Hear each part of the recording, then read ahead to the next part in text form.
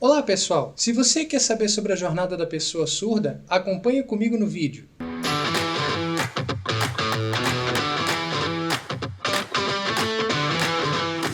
Oi pessoal, boa tarde, sejam todos bem-vindos aqui a esse vídeo, ao nosso canal Olhar Invisível. E hoje eu vou comentar um pouquinho sobre a jornada da pessoa surda, sempre começando com o plano físico, depois no próximo vídeo indo para o plano espiritual, perfeito?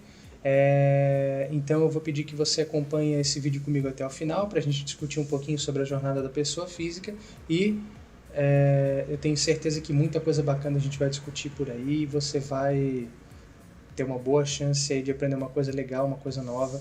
Então acompanhe comigo aí esse vídeo, tá ok?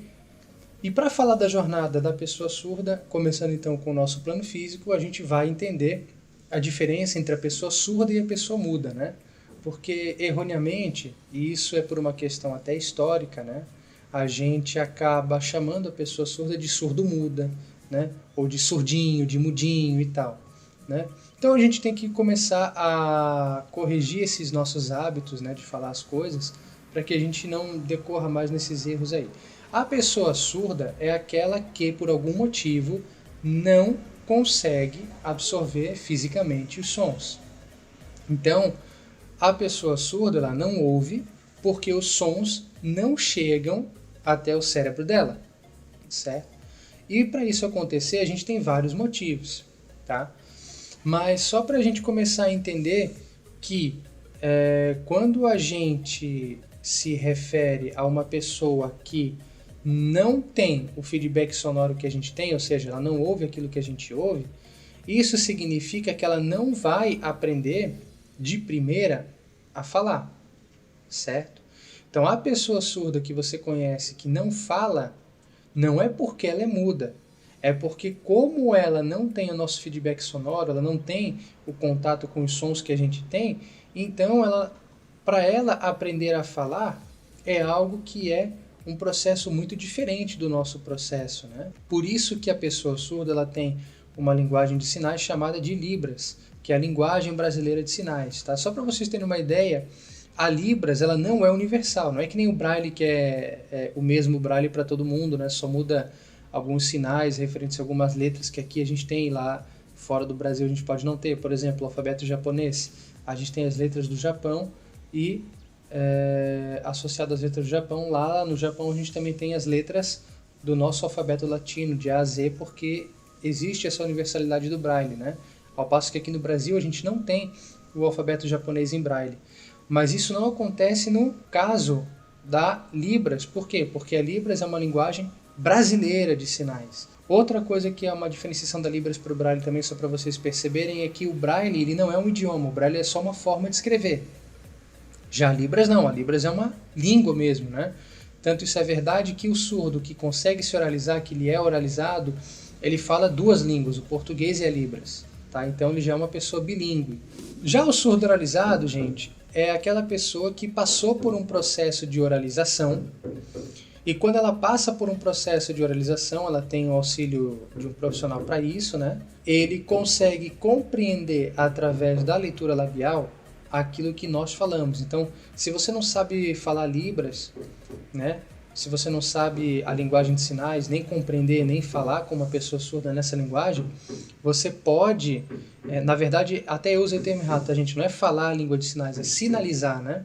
Porque na verdade a gente não fala, a gente sinaliza. Então, se você não consegue sinalizar na Libras porque você não conhece os sinais e tampouco você compreende, se alguém fizer um sinal para você, você pode conversar com uma pessoa surda falando, né, com calma, pausadamente. Se essa pessoa for uma pessoa oralizada, ela vai, através da sua leitura labial, compreender aquilo que você está falando e vai tentar te dar uma resposta.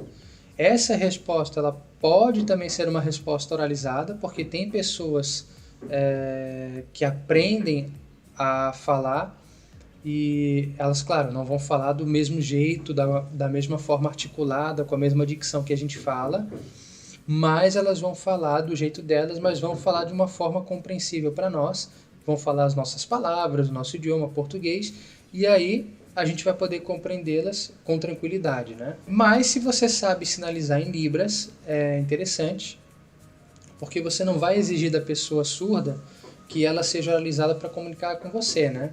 Aí você vai estar entrando no terreno dela, né? Isso é interessante. A gente sabe que é complicado da gente conseguir profissionais de Libras aí, vamos supor, na universidade ou em órgãos de atendimento público, né, para pessoas surdas aí, volta e meia aparece nos jornais aí reportagens alegando a falta desses profissionais, né? Então, se você puder aprender Libras, né, para poder conversar com uma pessoa surda por meio da sinalização, ela seria muito bacana, porque você está promovendo o verdadeiro processo de inclusão, né? Ou seja, você não está exigindo que a pessoa surda se adeque a você, é você que está se adequando aos processos dela, né? E claro, a inclusão é uma via de mão dupla, porque da mesma forma como você se predispõe a aprender Libras para se adequar aos processos dela, é claro que ela também se adequa às regras da sociedade, às leis, enfim. Tudo é uma via de mão dupla, tá, gente? A pessoa surda, assim como a pessoa cega, ela também procura um ensino regular, né? Então, ela também vai estudar no ensino regular, só que ela vai fazer esse ensino regular acompanhada de um intérprete de Libras, porque daí dessa forma o professor vai poder passar o conteúdo corretamente em sala de aula. Corretamente que eu digo vai passar o conteúdo para os demais, né? Falando normalmente, e o intérprete de Libras vai pegar esse conteúdo que está sendo falado pelo professor e vai traduzir para as sinalizações necessárias para que a pessoa surda possa acompanhar. Então, basicamente, é dessa maneira que uma pessoa surda ela recebe o aporte da educação inclusiva na sala de aula, né? Quando a pessoa surda ela passa por um processo de oralização, ela é acompanhada na sala multimeios com um professor, né, que vai auxiliá-la nesse processo. Por que eu digo que é que nem a pessoa cega? Porque a pessoa cega também passa pela essa sala multimeios, ela também vai buscar esse atendimento especializado na hora de adaptar os materiais, na hora de aprender o braille, né, na hora de buscar a igualdade de condições com os demais alunos. A sala de multimeios está aí para isso. Com relação ao mercado de trabalho, né, a gente consegue notar que a pessoa com deficiência, de um modo geral, a gente tem aquela lei, né, de 5% dos funcionários de uma empresa com mais de 1.000 funcionários precisam ter algum tipo de deficiência, né? Então, a pessoa surda ela se encaixa bem nisso. Então, aqui a gente muitas vezes vê pessoas surdas trabalhando em universidades, trabalhando em call centers, trabalhando no suporte técnico de TI de uma empresa. Eu, por exemplo, quando trabalhava numa das empresas que eu já trabalhei aqui em Florianópolis, eu já fui atendido várias vezes aí quando eu precisei que arrumassem meu computador, eu já fui atendido várias vezes por pessoas surdas, tá? Mais de uma vez, inclusive.